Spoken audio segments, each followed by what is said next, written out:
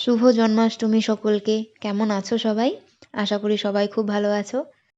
আজ জন্মাষ্টমী, তাই আমি আজকে কোনো ভিডিও বানাতে পারিনি। এই ভিডিওটা আমার আগেই বানানো ছিল, তাই ভাবলাম এটাই তোমাদের সাথে শেয়ার করে দিই। এটাও একটা তালের তৈরি পিঠে।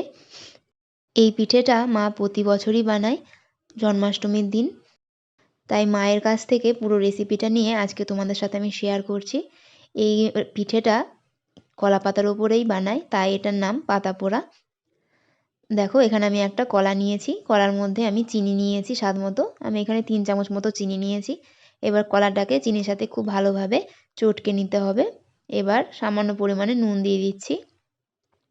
এবার এর মধ্যে দিয়ে দিচ্ছি 2 টেবিল চামচ মতো নারকেল কোড়ানো। আর এখানে দিয়ে দিচ্ছি তাল। এখানে আমি 5 টেবিল চামচ মতো তাল দিয়েছি। পিঠেটা তোমরা একবার বাড়িতে বানিয়ে দেখো, খুবই ইউনিক লাগবে খেতে। আর এখানে দেখো আমি চালের গুঁড়ো দিয়ে দিচ্ছি। এটা আতপ চালের গুঁড়ো। আতপ চালটাকে আমি 2 থেকে 3 ঘন্টা ভিজিয়ে রেখে গুঁড়ো করে নিয়েছি। প্রথমে আমি 4 টেবিল চামচ মতো চালের গুঁড়ো নিচ্ছি। খুব ভালোভাবে এটাকে মিশিয়ে নিচ্ছি।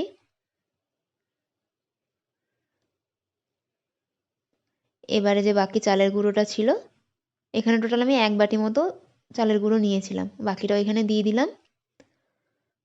খুব ভালোভাবে মেশাতে হবে।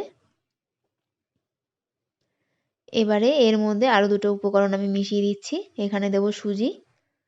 সুজি এখানে আমি 2 টেবিল চামচ মতো দিয়েছি।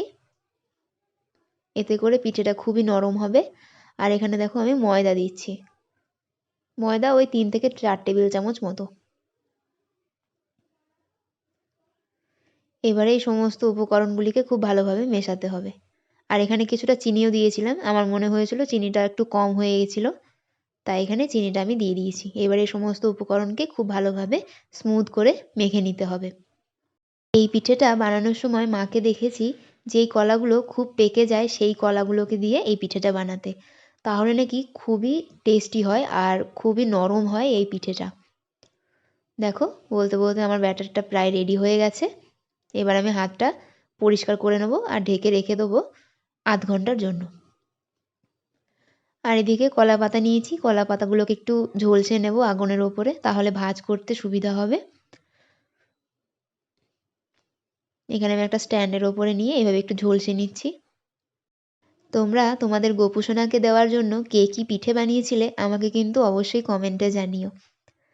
এদিকে দেখো আমাদের ব্যাটারটা প্রায় রেডি হয়ে গেছে। চিনিটা পুরো গলে গেছে আর সুজিটাও ফুলে উঠেছে। আরও একবার হাতে ভালোভাবে মিশিয়ে নিচ্ছি।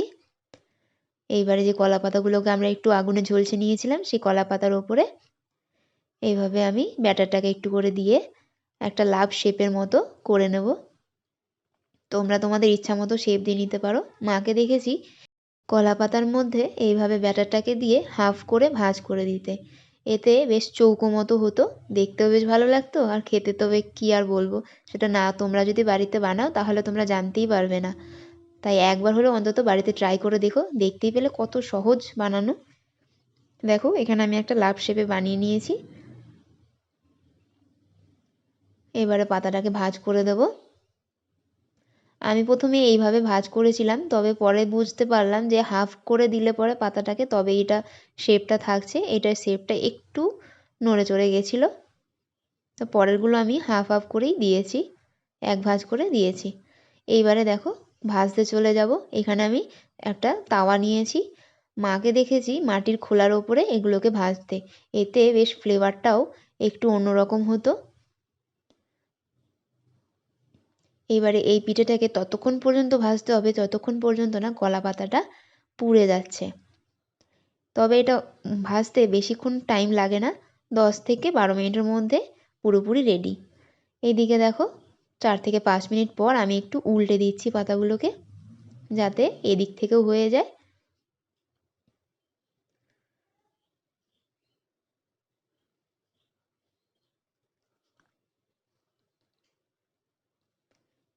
আবারও ঢাকা দিয়ে এটাকে আমি আরও 5 থেকে 6 মিনিট মতো রেখে দেবো। পিঠেগুলো আমার প্রায় রেডি। দেখো পাতাগুলো বেশ পুড়ে পুড়ে গেছে। এতে কলা পাতার একটা পোড়ার ফ্লেভারটা এর মধ্যে ঢুকে যায় আর খুবই টেস্টি লাগে খেতে। দেখাচ্ছি তোমাদেরকে একটা, দেখো কত সুন্দর লাগছে। এবার এটা নামিয়ে ঠান্ডা করে নেব। পিঠেগুলো যখন হয়ে যাবে কলা পাতা থেকে দেখে আপনি ছেড়ে আসছে। দেখো কত সুন্দরভাবে উঠে এসছে। এবার এটাকে আমি প্লেটে সার্ভ করে দিচ্ছি। তোমরা চাইলে তোমাদের গপুকে এইরকম পিঠেও বানিয়ে দিতে পারো। আর ভিডিওটা কেমন লাগলো তাহলে অবশ্যই সেটা আমাকে জানিও। তোমাদেরকে আমি একটা ভেঙে দেখাচ্ছি। দেখো ভেতরটা কতটা সফট হয়েছে আর একটুও কিন্তু কাঁচা নেই ভেতরে। পিঠেটা খুব গরম ছিল, যার জন্য আমার ভাঙতে একটু অসুবিধা হচ্ছিল, প্রচণ্ড ছাকা লাগছিল হাতে।